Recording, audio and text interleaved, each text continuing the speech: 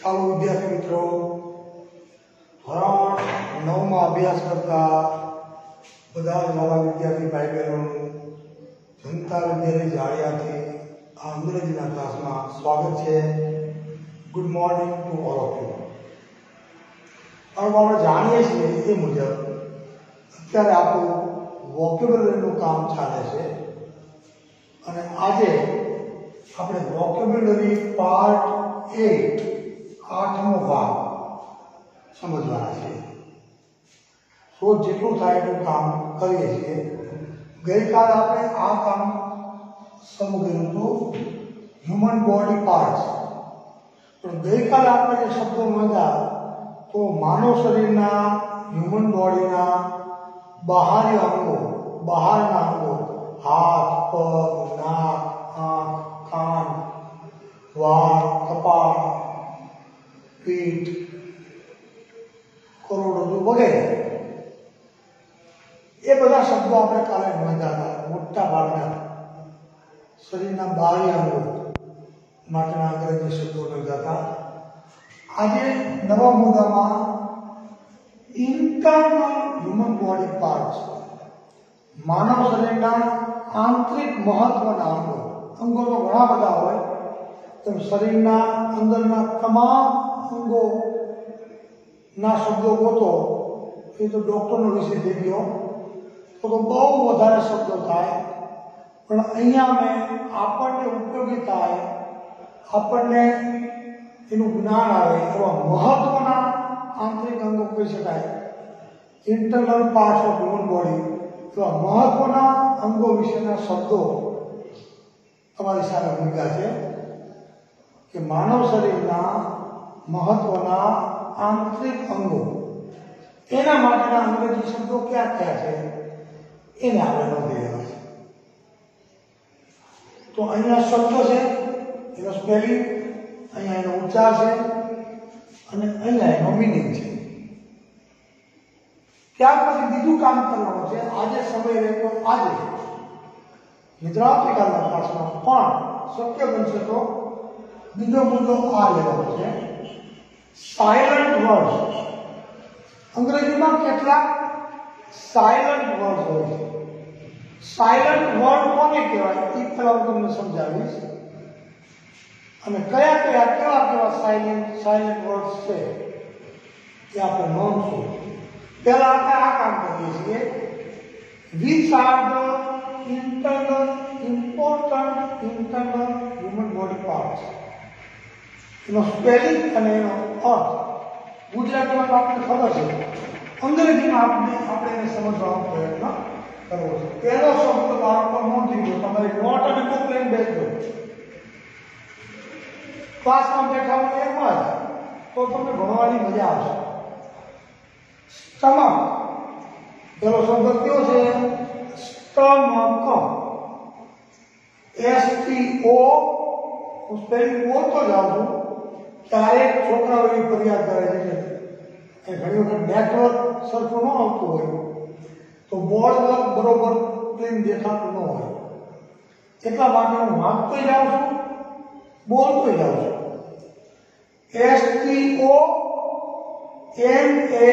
STOMACH. શું સ્પેલિંગનો ઉચ્ચાર થયો? તો કે સ્ટમક. અને શું બોલાય? સ્ટમક. અંગ્રેજી ભાષા થોડી વિચિત્ર તો છે. સામાન્ય રીતે આપણે આને શું બોલીએ? આપણે તો બોલવાનું કે તો STOMACH, તો આપણે આનું વાંચીએ સ્ટોમચ. આપણે સ્ટોમચ વાંચીએ, પણ એમ કરવાનું નથી. એનો જે ઓરિજિનલ ઉચ્ચાર છે એ આપણે જાળવી રાખવાનું છે. આવું અંગ્રેજીમાં ઘણું બધું છે, ગોતવા બેસે કે એનો ઉચ્ચાર વિચિત્ર પ્રકારનો થતો હોય, આપણે કંઈક જુદો કરતા હોય, એવા ઘણા બધા સ્પેલિંગ છે. બરોબર? Stomach, STOMACH. સ્ટમક એટલે હોજરી, ગુજરાતીમાં હોજરી, જ્યાં આપણો ખોરાક પચે છે, જ્યાં ચયાપચયની ક્રિયા થાય છે, એવો શરીરનો આંતરિક ભાગ, જેને ગુજરાતીમાં આપણે હોજરી કહીએ છીએ. અંદર અંગ્રેજીમાં શું કહીએ છીએ તો કે સ્ટમક, અને સ્ટમકનો સ્પેલિંગ શું થાય છે તો કે STOMACH. ચાલો બીજો સ્પેલિંગ જોઈએ, લીવર. શરીરનો બીજો આંતરિક મહત્વનો ભાગ LEVER. લીવરનો અર્થ થાય છે યકૃત. યકૃત એ પણ શરીરનો અંદરનો હોજરીની જેમ જ ભાગ છે, મહત્વનો શરીરનો આંતરિક અંગ છે. જેને તકલીફ થાય એને બહુ મુશ્કેલી થાય છે, યકૃત બગડે એને. લીવર, લીવર એટલે યકૃત. એનો સ્પેલિંગ જોઈ લો LEVER. ત્રીજો સ્પેલિંગ જોઈએ છીએ, બહુ જાણીતો શબ્દ છે હૃદય, અથવા તો હૃદય બોલી આવે HEART. એનો ઉચ્ચાર થાય છે હાર્ટ. હાર્ટ એટલે હૃદય. એ પણ બહુ જ મહત્વનો, very significant organ of human body. એને પણ તકલીફ થાય તો શું થાય છે આપણે જાણીએ છીએ, હાર્ટ. ત્યાર પછીનો સ્પેલિંગ, ચોથો સ્પેલિંગ, શાંતિથી ઉચ્ચાર અને સ્પેલિંગ સાંભળજો બાળકો અને નોંધો. શેના માટે શબ્દ છે તો કે મોટું આંતરડું. શરીરમાં બે પ્રકારના આંતરડા હોય, મોટું આંતરડું અને નાનું આંતરડું. તો મોટા આંતરડા માટે શું શબ્દ છે તો ઉચ્ચાર જોયો, લાગ એટલે મોટું. તો આંતરડા માટે શું શબ્દ છે ઇન્ટેસ્ટાઇન. ઇન્ટેસ્ટાઇન એટલે મોટું આંતરડું. LARGEINTESTINE. અને નાનું આંતરડું માટે સ્મોલ ઇન્ટેસ્ટાઇન શબ્દ છે. તો સ્મોલ ઇન્ટેસ્ટાઇન, નાનું આંતરડું. સ્પેલિંગ લેજો INTESTINE. રેડી? ત્યાર પછીનો શબ્દ છે wind pipe. WINDPIPE. Wind pipe નો ઉચ્ચાર થાય એટલે શ્વાસ નળી. હવે છે અન્ન નળી. એનો સ્પેલિંગ બોલું છું ધીમે ધીમે, ESOPHAGEAL.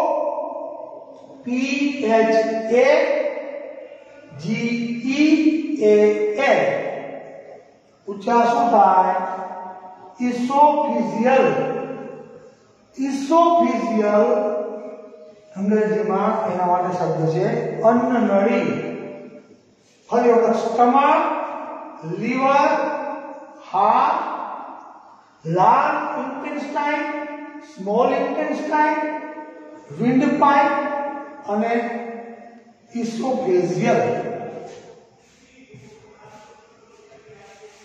આગળ ચાલીએ છીએ અને બીજા શબ્દો નોંધતા જઈએ છીએ. તમે નોટ અને પેન લઈને સાથે સાથે ભણતા છો એવી આશા સાથે આગળ વધું છું. ત્યાર પછીના શબ્દો નોંધો. બ્રેઇન, એની સાથે આપણે માઇન્ડ પણ લઈ લઈએ. પછી બ્લડ,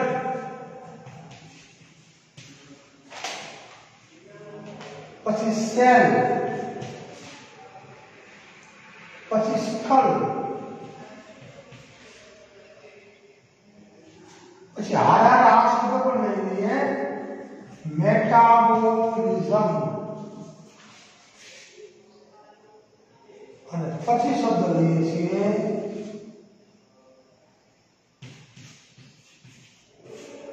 પેન્ક્રિયાસ. આટલા શબ્દો આપણે નોંધીએ છીએ. આનો ઉચ્ચાર થાય છે બ્રેઇન. BRAIN. બ્રેઇન એટલે મગજ.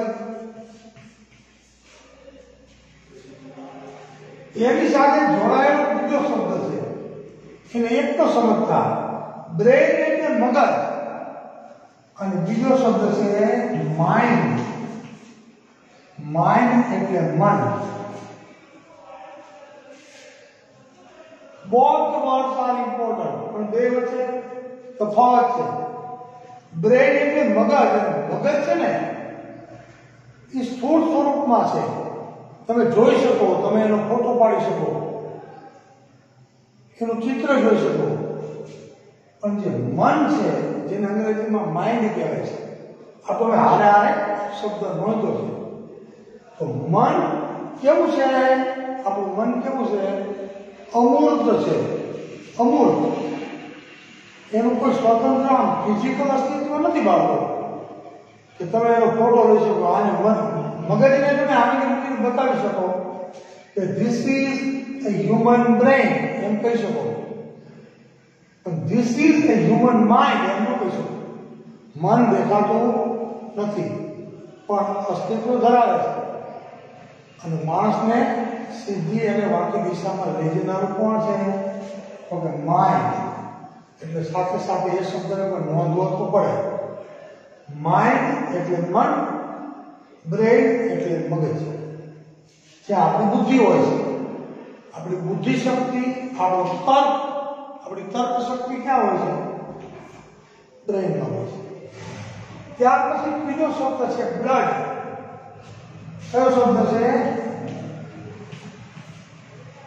બ્લડ. બ્લડ એટલે લોહી. આપણા શરીરમાં લોહીનું મહત્વ કેટલું છે એ તમે જાણો. શરીરમાં જ્યાં લોહી વહે છે તો આપણે હરીએ ફરીએ છીએ. ખોરાકમાંથી બનતું લોહી તો જીવનનો મુખ્ય આધાર છે બ્લડ. ત્યાર પછી સેલ. સેલ શું થશે? સેલ એટલે ગુજરાતીમાં શું થાય? કોષ. આપણા શરીરની અંદર ઘણા બધા કોષ અને કોશિકાઓ છે. એના માટે અંગ્રેજીમાં CELL સેલ. બ્લડનો સ્પેલિંગ પણ નોંધી લેજો. BLOOD. BRAIN એટલે બ્રેઇન, MIND એટલે માઇન્ડ, BLOOD એટલે બ્લડ, અને CELL એટલે સેલ એટલે કોષ. ત્યાર પછીનો શબ્દ છે SKULL.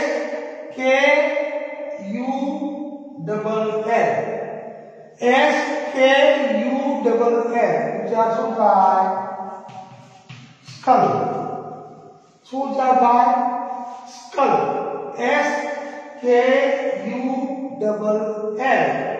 સ્કલ એટલે ખોપરી. સ્કલ એટલે ખોપરી. ત્યાર પછી એક શબ્દ નવો નોંધો છે, એનો ઉચ્ચાર થાય મેટાબોલિઝમ.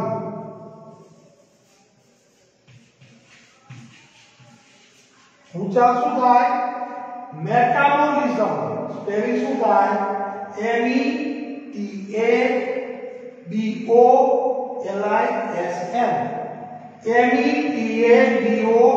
METABOLISM. મેટાબોલિઝમ એટલે શું થાય? ચયા પચયની ક્રિયા. શરીરમાં ખોરાકની પચવાની પ્રક્રિયા છે એને કહેવાય મેટાબોલિઝમ. તો મેટાબોલિઝમને શેની સાથે સંબંધ છે? સ્ટમક સાથે. ત્યાર પછીનો શબ્દ બાળકો નોંધી લો, એનો ઉચ્ચાર થાય છે પેનક્રિયાસ. શબ્દનો ઝ કરવાનો.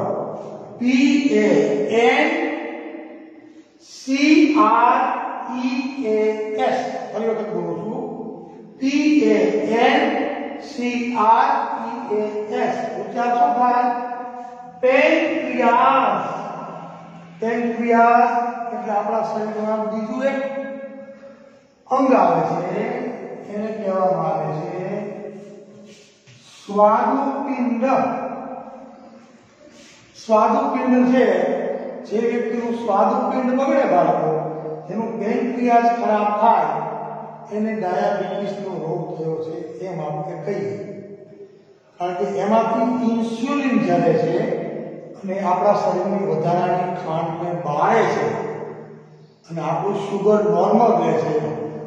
જે વ્યક્તિનું પેનક્રિયાસ ખરાબ થાય સ્વાદુપિંડ બગડે એને ડાયાબિટીસ રોગ છે કહી શકાય, કારણ કે એની ખાંડ ભળે નહીં. Brain, mind, blood, cell, skull, metabolism અને પેન્ક્રિયાસ. હજી આપણે બે મહત્વના શબ્દો નોંધી લઈએ, પછી આપણે બીજા કામમાં આગળ વધીએ. સાયલન્ટ વર્ડ્સ પણ શીખીએ.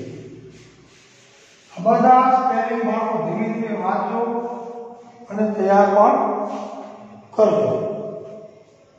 બે મહત્વના સ્પેલિંગમાં એક તો છે સ્કીન અને બીજું છે બોન. આ તો લઈ જવા જોઈએ. સ્કીન એટલે શું થાય? ચામડી. એ પણ મહત્વની છે. આપણું શરીર જેનાથી ઢંકાયેલું છે એવી ચામડી.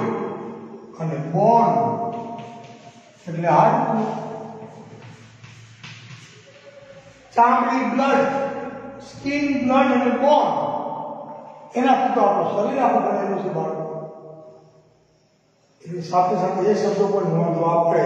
SKIN સ્કીન એટલે ચામડી અને BON બોન એટલે હાડકું.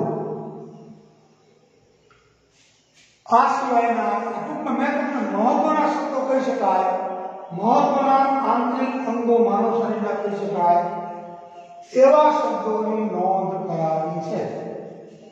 હજી પણ ઘણા બધા હોઈ શકે. આટલા પણ તૈયાર કરો એટલે ઘણું છે. બીજા આગળ શીખશું 10મા ધોરણમાં આવો પછી. હવે આપણે આપણા કામમાં આગળ ચાલીએ છીએ બાળકો. મેં તમને બીજો મુદ્દો કીધો તો સાયલન્ટ વર્ડ્સ. તમને સાદી ભાષામાં સમજાવું. સાયલન્ટ એટલે શું? હું તમને એમ કહું, ક્લાસમાં તમે બેઠા હોય, શિક્ષકનો ક્લાસ ચાલુ હોય તો આપણે બોલીએ સાયલન્સ પ્લીઝ, શાંતિ જાળવો. અથવા શું કહીએ? બી સાયલન્ટ, બી સાયલન્ટ, ચૂપ રહ્યો, મૂંગા રહ્યો. તો સાયલન્ટ એટલે ગુજરાતીમાં ચૂપ, બોલવાનું નહીં, સાયલન્ટ થઈ જાય. આપણે મોબાઈલને પણ સાયલન્ટ મોડ ઉપર લઈ જઈએ છીએ તો મોબાઈલમાં રિંગ જ સંભળાતી, અવાજ નથી આવતો. તો એમ સાયલન્ટ વર્ડ અંગ્રેજીમાં જે આપણે કહીએ તો પહેલા આપણે સમજાવવું જોઈએ. કોઈ આપણને પૂછે કે સાયલન્ટ વર્ડ એટલે શું, બરોબર? આમ તો સાયલન્ટ વર્ડ નો કહેવાય, તો શું બોલવું જોઈએ કે સાયલન્ટ લેટર. લખવું લખી લો તમારી નોંધમાં. સાયલન્ટ વર્ડ કોને કહેવાય એમ લખો. તમને વ્યાખ્યા લખાવી. સાયલન્ટ વર્ડ એટલે સાયલન્ટ શબ્દ એટલે શું લખો. એમાં જે શબ્દમાં જે અક્ષરનો, જે શબ્દમાં જે અક્ષરનો બોલતી વખતે ઉચ્ચાર કરવામાં ન આવતો હોય, ઉચ્ચાર કરવામાં ન આવતો હોય તેવા શબ્દને આપણે સાયલન્ટ વર્ડ, સાયલન્ટ શબ્દ તરીકે ઓળખીએ છીએ. હવે આપણે આગળ ચાલીએ. આ ઉદાહરણ જોશો ને બાળકો એટલે તમને સમજાશે હું શું કહેવા માંગુ છું. હું બે ત્રણ ઉદાહરણ બાળકો લખું છું. દાખલા તરીકે ટોપ, પછી વોક, પછી નો, પછી નીટ, પછી નીલ, પછી ચોક, પછી ફોક, આટલા શબ્દો આપણે શરૂઆતમાં નોંધ્યા. ટોક, ટોક શબ્દ આપણે બધા જાણીએ છીએ. ટોક એટલે વાતચીત અથવા ટોક એટલે વાતચીત કરવી. તો ટોકનો સ્પેલિંગ જુઓ તમે. શું સ્પેલિંગ થાય છે ટોકનો? TALK, TALK એમ છે ને. હવે ઉચ્ચાર શું થવો જોઈએ ખરેખર? વચ્ચે એલ તો છે તો ટોલ થવું જોઈએ ને. ખરેખર આમ થવું જોઈએ ને. ટોલ, કારણ કે એલ તો છે એમાં આનો વોક છે તો શું થવું જોઈએ? તો કે વોલ. TAL કે ટોલ, BAL કે વોલ થવું જોઈએ ને ખરેખર. આપણે આમ શું બોલીએ છીએ? ટોક. પણ શું બોલીએ છીએ? વોક. તો આમાં એલ તો છે જો આ શબ્દમાં એલ તો છે, આમાં એલ છે. તો આપણે ટોલ અને વોલ બોલવાનું નથી, આ ખોટું છે. આમ ઉચ્ચાર થઈ શકે નહીં. નિયમ પ્રમાણે તો ખરેખર આમ થવું જોઈએ, પણ એવું થતું નથી. થાય છે શું? તો કે આને શું બોલાય છે? તો કે ટોક. આને શું બોલાય છે? તો કે વોક. ત્રીજો અક્ષર છે એનો, બીજો 4 અક્ષર છે એનો ત્રીજો અક્ષર છે એલ. એલ નો આપણે ઉચ્ચાર કરતા નથી. આ ટોક શબ્દમાં અને વોક શબ્દમાં વચ્ચેનો ત્રીજા નંબરનો જે અક્ષર છે, અક્ષર એટલે લેટર, ત્રીજા નંબરનો જે લેટર છે એટલે કે એલ છે, એનો બોલી અત્યારે આપણે ઉચ્ચાર નથી કરતા. આપણે આને ટોલ નથી બોલતા, આપણે આને વોલ નથી બોલતા.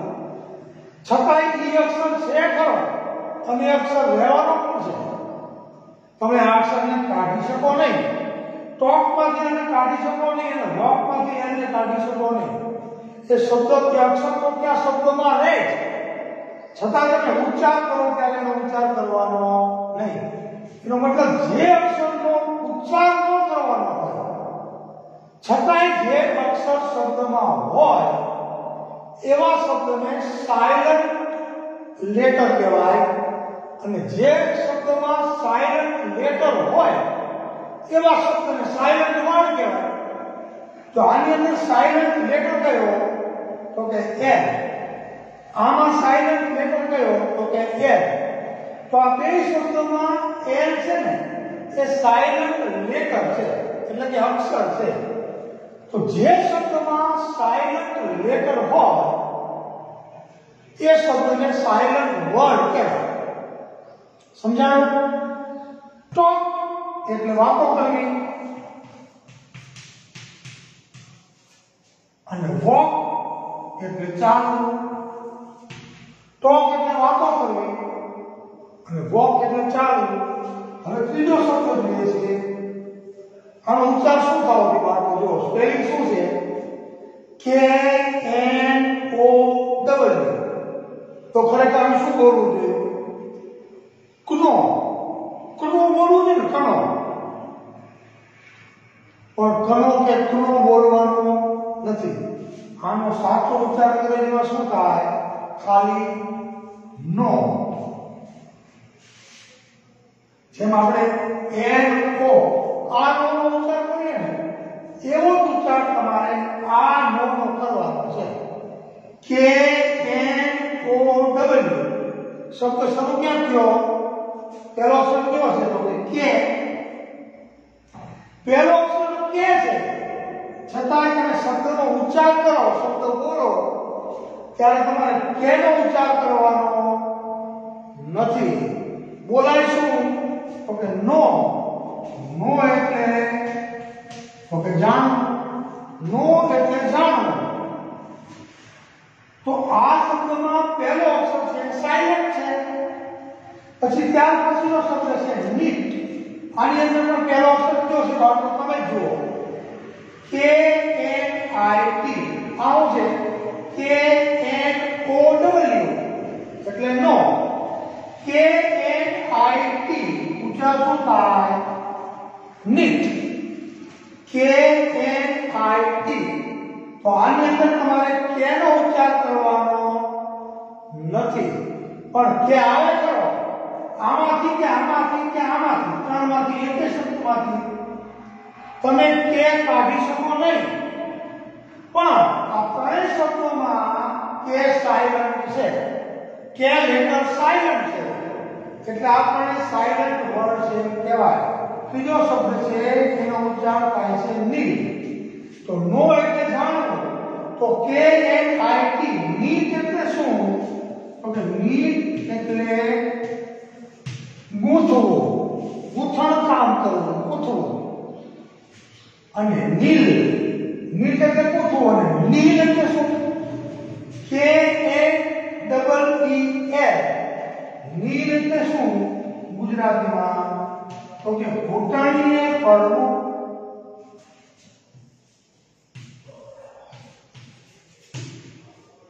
કોઈની સામે નમી જવું, કોઈની માફી માંગી લેવી, ઘૂંટણીએ પડવું, એટલે ને નીલ એટલે ઘૂંટણીએ પડવું, નીલ. ત્યાર પછીના છેલ્લા બે શબ્દો છે ચોક. આપણે જેના જેવું લખું છું આ ચોક, ઉચ્ચાર શું થાય? તો કે ચોક. ચોક નું સ્પેલિંગ શું થાય? CHALK. CHALK.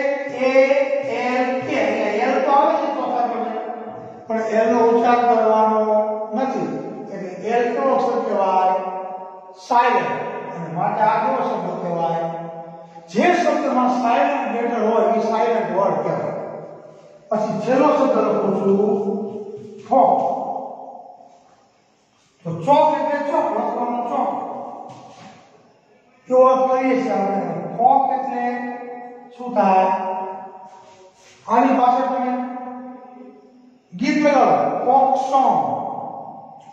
પછી ફોક ટેલ, લોક વાર્તા, લોક નૃત્ય, લોક સંગીત, એમ શબ્દ વાપરીએ છીએ. તો ફોક નો અર્થ શું થાય? તો કે લોક. એની પાસે જે લગાડો, તમારે એમ કેવું હોય કે લોક સંગીત તો ફોક મ્યુઝિક, લોક ગીત તો ફોક સોંગ, લોક નૃત્ય તો ફોક ડાન્સ. એની આગળ મૂકવાનો શબ્દ છે, પણ આપણી વાત છે ઉચ્ચાર શું થાય છે? FOLK. ઉચ્ચાર થાય છે ફોક, ફોલ્ક નહીં. એલ નો ઉચ્ચાર કરવામાં આવતો નથી.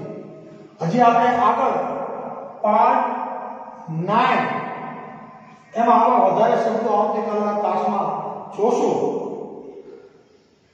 તો તમે વિદ્યાર્થીઓને એક વસ્તુ બીજી નોંધી હશે કે સાયલન્ટ વર્ડ છે ને, સાયલન્ટ લેટર, એ સાયલન્ટ વર્ડમાં ગમે ત્યાં હોઈ શકે. ક્યારેક વચ્ચે હોય, ક્યારેક શરૂઆતમાં હોય, ક્યારેક શબ્દને અંતે પણ હોય, ત્રીજે ક્રમે હોય, સાયલન્ટ લેટર પહેલે ક્રમે હોય, સાયલન્ટ લેટર અંતિમ ક્રમે પણ હોય. તો એવા શબ્દોને આપણે સાયલન્ટ વર્ડ્સ તરીકે ઓળખીએ છીએ કે જેમાં એક અક્ષરનો ઉચ્ચાર કરવામાં નથી આવતો, છતાં એ અક્ષર સ્પેલિંગમાં હોય છે. તો આટલા સાયલન્ટ વર્ડ્સ અને ઇન્ટરનલ હ્યુમન બોડી પાર્ટ્સની ચર્ચા આજના ક્લાસમાં આપણે કરી. આવતીકાલના ક્લાસમાં વોકેબ્યુલરી પાર્ટ 9 માં હજી વધારે સાયલન્ટ વર્ડ્સ આપણે નોંધવા છે, અને પછી આગળ શું કામ કરાવવું છે તમને કાલના ક્લાસમાં પાછો કહીશ. આપણે વોકેબ્યુલરીના 10 પાર્ટ બનાવવાની ઈચ્છા છે, પછી આગળ જોશું. આજના ક્લાસમાં આટલું જ.